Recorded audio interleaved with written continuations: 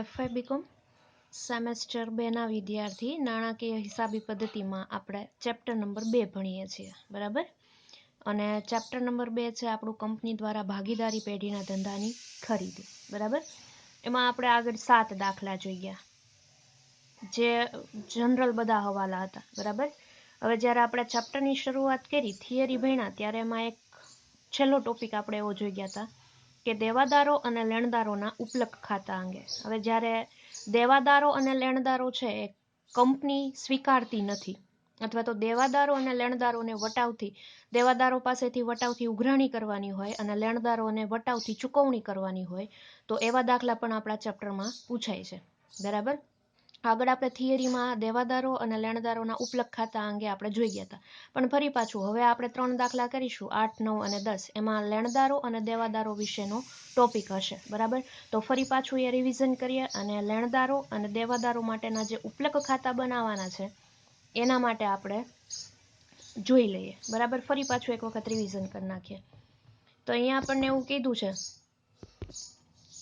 દેવાદારો લેણદારોના ઉપલક ખાતા અંગે. હવે રિવિઝન આપણે કરીએ તો કે ખરીદનાર કંપની વેચનાર કંપનીના દેવાદારો અને લેણદારો કેટલાક સંજોગોમાં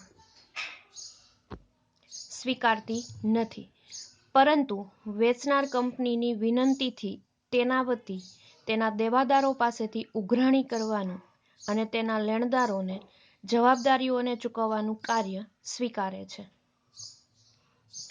આ બંને કાર્ય કરવા માટે તે ખરીદનાર કંપની નક્કી કરેલી શરત મુજબ યોગ્ય દરે કમિશનની રકમ મેળવે છે. ખરીદનાર કંપની દેવાદારો પાસેથી નાણાંની ઉઘરાણીનું કાર્ય કરે છે ત્યારે એમાં જોઈએ આપણને આપે છે અ. પૂરેપૂરી રકમ વસૂલ થાય છે, બ. દેવાદારો પાસેથી ઓછી રકમ વસૂલ થાય છે અથવા ધાલખાદ ઉદ્ભવે છે, ક. દેવાદારો પાસેથી રકમ વસૂલ કરતા તેમને કેટલીક રકમનો વટાવ પણ આપવામાં આવે છે. હવે પરિસ્થિતિ બ અને ક માં ઓછી રકમ મળે છે અને તે અંગેનું નુકસાન ખરીદનારે ભોગવવાનું નથી, પરંતુ વેચનાર કંપનીને તેટલી રકમ ઓછી મળે છે તેમ સમજવું. જ્યારે ખરીદનાર કંપની અને વેચનાર કંપની વચ્ચે આ નુકસાન ખરીદનાર કંપનીએ ભોગવવું અને તેના બદલામાં તેને વધારાનું કમિશન એટલે કે વધારે ઊંચા ટકા આપવામાં આવે, ત્યારે દેવાદારોની પૂરેપૂરી રકમ વેચનાર કંપનીને ચૂકવવામાં આવે છે અને ઉદ્ભવેલ નુકસાન ખરીદનાર કંપનીએ જ ભોગવવાનું હોય છે, બરાબર. આ દેવાદારો માટે થઈ ગયું. હવે આપણે લેણદારો માટે આપીએ તો લેણદારો માટે આપણને કીધું છે કે લેણદારોને નાણાંની ચૂકવણી કરવામાં આવે છે. એમાં પહેલું, તેમને પૂરી રકમ ચૂકવવામાં આવે છે. બીજું, તેમની પાસેથી વટાવ મળે છે. ઓછી રકમ ચૂકવવામાં આવે છે. આ રકમ અંગે પણ વેચનાર કંપનીઓ જ અધિકાર હક રહે છે. તે તેના માટે લેણદારોને આપેલ વટાવ તરીકે ગણવામાં આવે છે. આ કાર્ય કરવા માટે પણ ખરીદનાર કંપનીને નક્કી કરેલી શરતોને આધીન કમિશન આપવામાં આવે છે.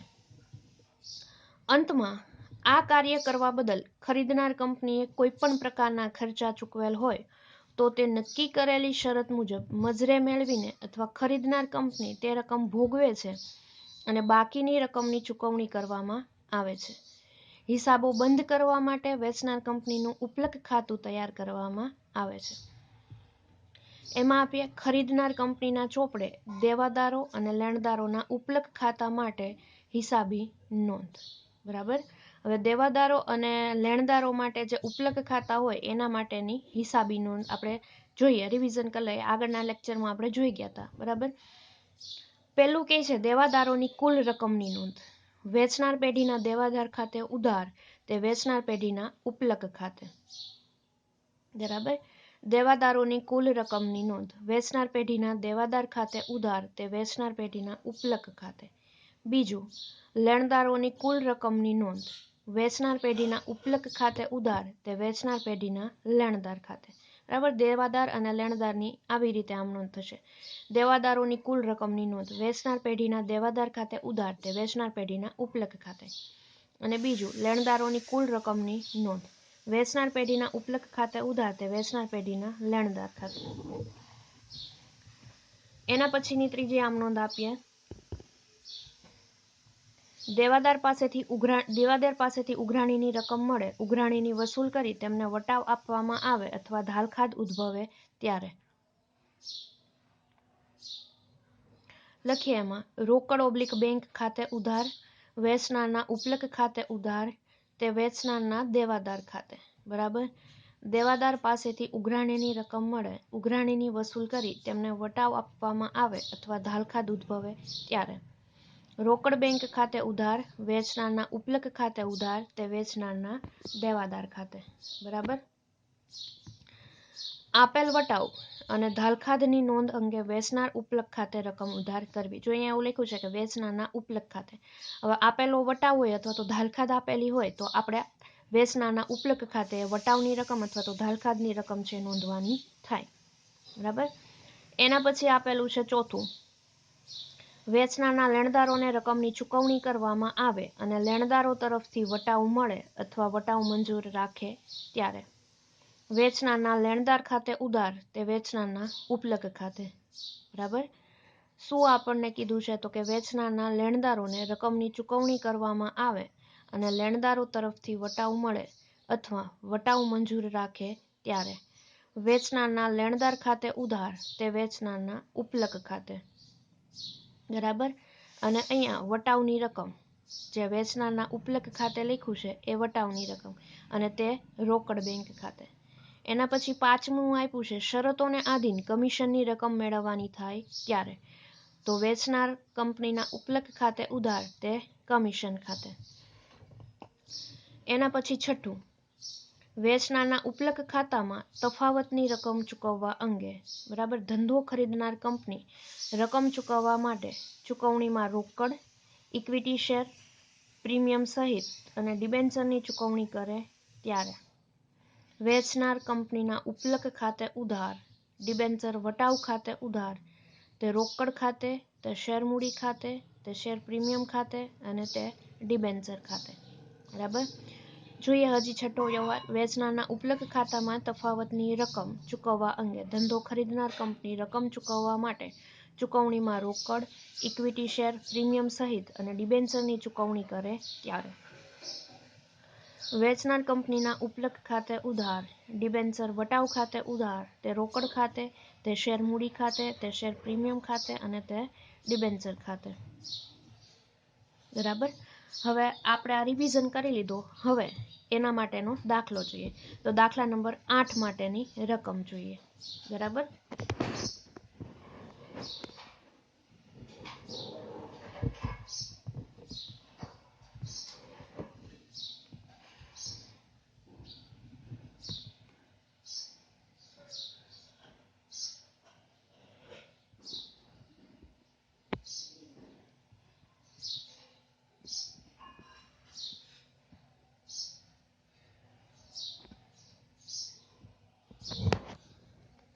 જોઈએ દાખલાની રકમ.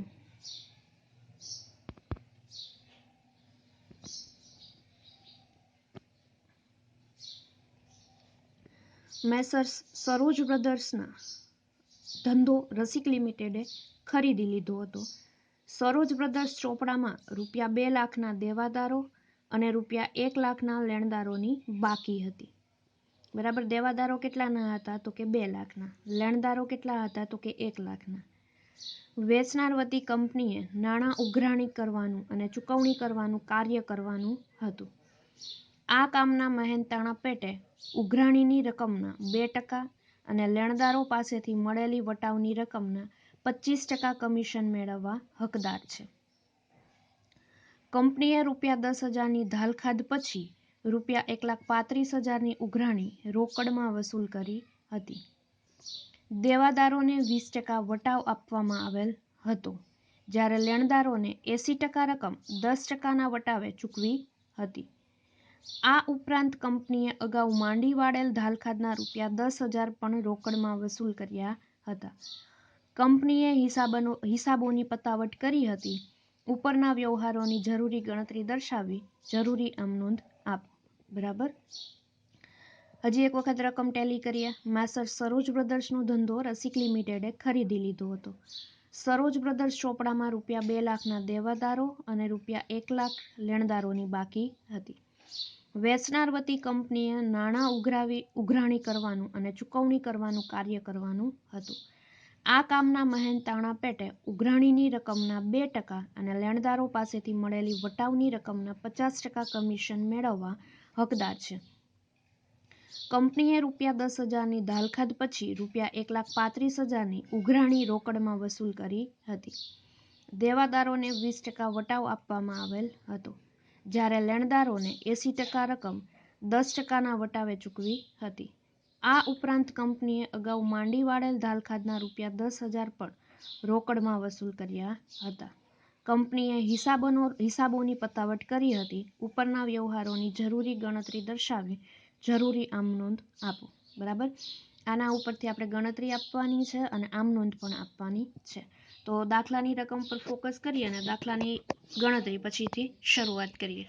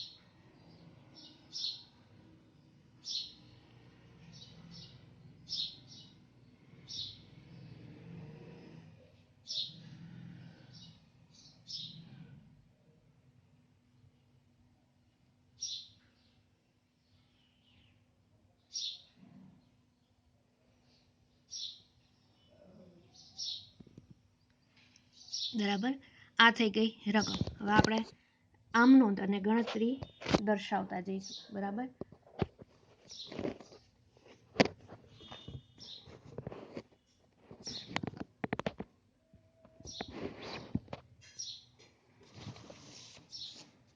આપીએ દાખલા નંબર 8.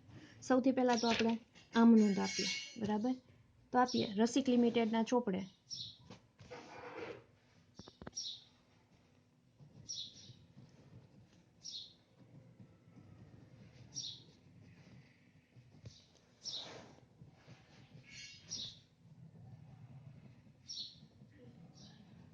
રસિક લિમિટેડના ચોપડે આમનોંધ. બરાબર, હવે આપણે દાખલાની રકમ જોતા જઈએ અને આમનોંધ આપતા જઈએ. તો સૌથી પહેલા આપણને એવું કહે છે કે મેસર સરોજ બ્રદર્સનો ધંધો રસિક લિમિટેડે ખરીદી લીધો હતો. સરોજ બ્રદર્સ ચોપડામાં ₹2 લાખના દેવાદારો અને 1 લાખ લેણદારોની બાકી હતી. તો પહેલા આપણે દેવાદારો અને લેણદારો માટેની આમનોંધ આપી દઈએ. બરાબર, તો પહેલી આમનોંધ આપણે આપી દઈએ. મેસર્સ સરોજ બ્રદર્સના દેવાદારો ખાતે ઉધાર. બરાબર, કેટલાની બાકી છે? તો કે 2 લાખની. તે મેસર્સ સરોજ બ્રદર્સના ઉપલક ખાતે. બરાબર, કેટલા થશે? તો કે 2 લાખ. આ દેવાદારોની નોંધ કરી. મેસર્સ સરોજ બ્રદર્સના દેવાદારો ખાતે ઉધાર તે મેસર્સ સરોજ બ્રદર્સના ઉપલક ખાતે. બરાબર, હવે એ જ રીતે આપણે બીજી આમનોંધ લેણદારો માટેની આપી દઈએ. તો લેણદારોની બાકી આપણને ખબર છે કેટલી છે? તો કે 1 લાખની. તો ત્યાં થશે મેસર્સ સરોજ બ્રદર્સના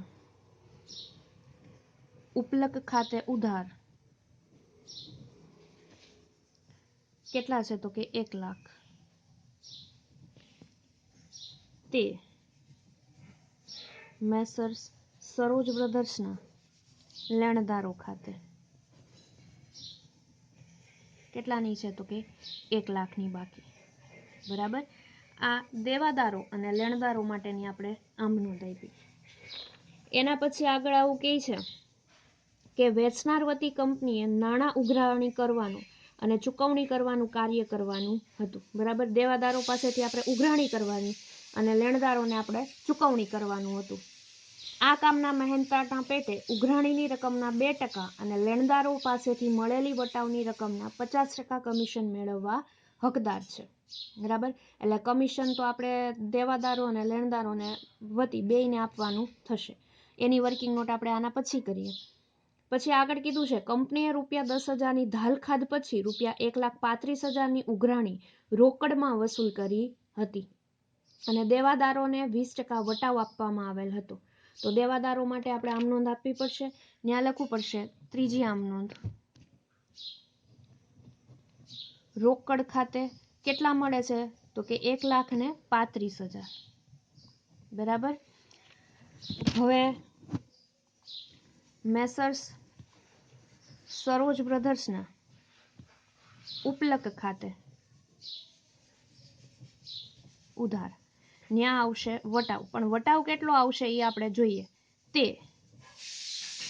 મેસર્સ સરોજ બ્રધર્સના દેવાદાર ખાતે. હવે દેવાદાર ખાતે રકમ કેટલી આવશે? તો કે આપણને ખબર છે કે વટાવ કેટલો આપવાનો છે? 20%, બરાબર. 2 લાખના 20% કરીએ એટલે આપણને મળે 40,000, બરાબર. પણ 40,000 છે એ આપણે શેમાંથી? તો કે 2 લાખમાંથી 40,000 બાદ કરીએ, બરાબર. એટલે આપણને મળશે 1,60,000. વટાવ કાપીને પછી એને ચૂકતે કરવાનો છે. તો તે મેસર્સ દેવાદાર ખાતે કેટલા આવશે? તો કે 1,60,000, બરાબર. હવે રોકડમાં ચૂકવણી, રોકડમાં ઉઘરાણી કેટલી કરી? 1,35,000ની, બરાબર. 1,60,000 માઇનસ 1,35,000 કરીએ એટલે તફાવત આવે 25,000.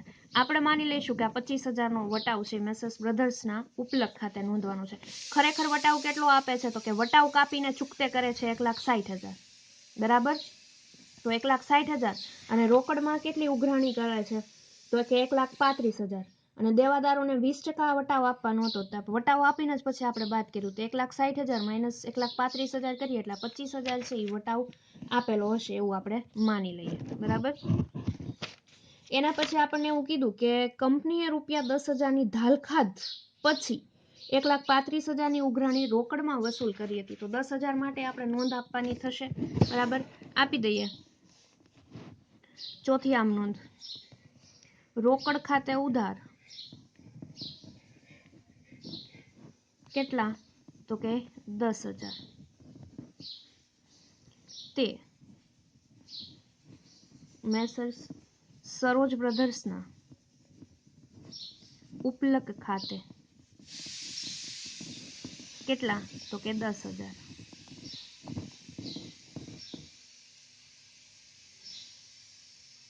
બરાબર. આ શેની? તો કે ધાલખાદની ધાલખાદ અનામતની રોકડમાં આપણને ઉઘરાણી થઈ હતી એના, બરાબર. હવે આગળ જોઈએ દાખલાની રકમ. જ્યારે લેણદારોને 80% રકમ 10%ના વટાવે ચૂકવી હતી, બરાબર.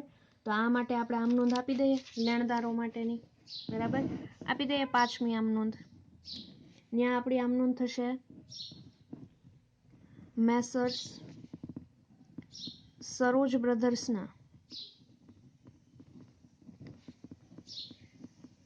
લેણદાર ખાતે ઉધાર કેટલા લખીશું? લેણદારની બાકી કેટલી છે? તો કે 80,000. તે મેસર્સ સરોજ બ્રધર્સના ઉપલક ખાતે કેટલા લખીશું? તો કે 80,000ના 10%, એટલે મળશે આપણને 8,000. એના પછી તે બેંક ખાતે, બરાબર. 80,000માંથી 8,000 વટાવ બાદ કરીએ તો બાકી કેટલા રહેશે? 72,000, બરાબર. હવે આ લેણદારોને અને દેવાદારો પાસેથી આપણે જે ઉઘરાણીની અને ચૂકવણીની જે આપણે આમ નોંધ આપવાની હતી એ આપી દીધી, બરાબર. હવે આપણે આપીશું કમિશન માટેની અને છેલ્લે આપણે વેચનારના ઉપલક ખાતે કેટલા લઈ જઈશું એના માટેની આમ નોંધ કરવાની થશે. તો સૌથી પહેલા તો આપણે કમિશન માટેની વર્કિંગ નોટ કરવાની થશે, બરાબર. આપી દઈએ વર્કિંગ નોટ નંબર 1. કમિશનની ગણતરી બરાબર. હવે દેવાદારો પાસેથી વસૂલ કરેલી રકમ કેટલી છે જોઈએ. દેવાદારો પાસેથી વસૂલ કરેલ રકમ, બરાબર. એમાં કેટલા, તો કે 1,35,000 પ્લસ 10,000ની ધાલખાદ અનામત છે એ વસૂલ કરે છે, એટલે થશે 1,45,000, બરાબર. એના ઉપર આપણે 2% કમિશન આપવાનું છે, એટલે 1,45,000ના 2% કરીએ એટલે કેટલા મળશે આપણને, તો કે 2,900 રૂપિયા. આ દેવાદારો પાસેથી વસૂલ કરેલી રકમ. હવે બીજી આપણે આપી દઈએ લેણદારો પાસેથી.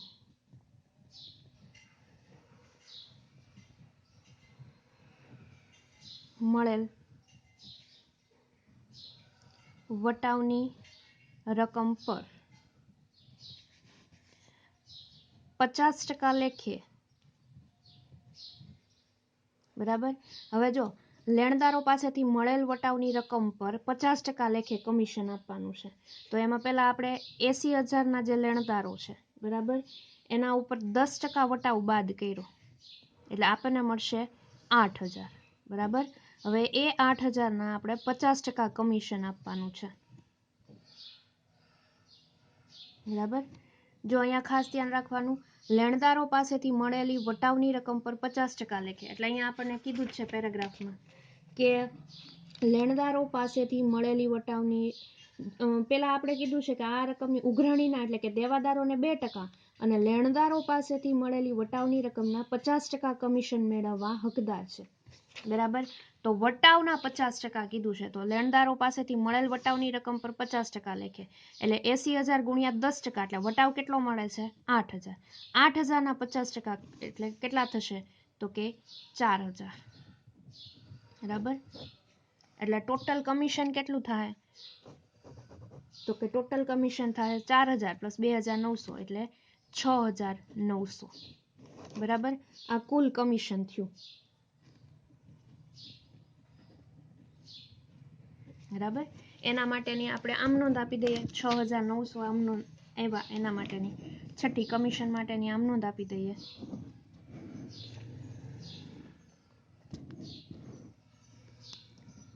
મેસર્સ સરોજ બ્રધર્સના ઉપલક ખાતે ઉધાર કેટલા આવ્યા, તો કે 6,900, તે કમિશન ખાતે કેટલા આવ્યા, તો કે 6,900, બરાબર. હવે આપણે વેચનારના ઉપલક ખાતે આપણે ધંધો વેચનારને ચૂકવવાની રકમની ગણતરી કરવાની થશે, તો એના માટેની ગણતરી આપી દઈએ, બરાબર. Working note number 2.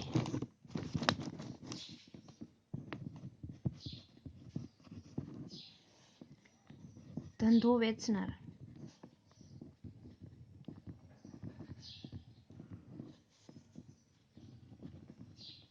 ચૂકવવાની રકમની ગણતરી, બરાબર. એમાંથી કુલ ઉઘરાણી કેટલી કરી હતી, તો કે 1,35,000 દેવાદારો પાસેથી અને 10,000 ધાલખાદ અનામતના, બરાબર. એટલે કેટલા થયા, તો કે 1,45,000. અને લેણદારોને ચૂકવણી કેટલી કરી, તો બાદ લેણદારોને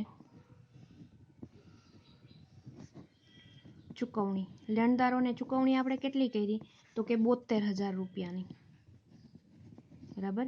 1,45,000 માઇનસ 72,000 એટલે 73,000. અને એમાંથી બાદ કમિશન કેટલું આવ્યું હતું, તો કે ટોટલ 6,900. 73,000 માંથી 6,900 બાદ કરીએ એટલે આપણને મળશે 66,100, બરાબર. એ લખીએ આપણે ખરેખર ચૂકવવાની રકમ 66,100, બરાબર. આ આપણી છેલ્લી આમ નોંધ થશે, આપી દઈએ આમ નોંધ. આમનો નંબર 7.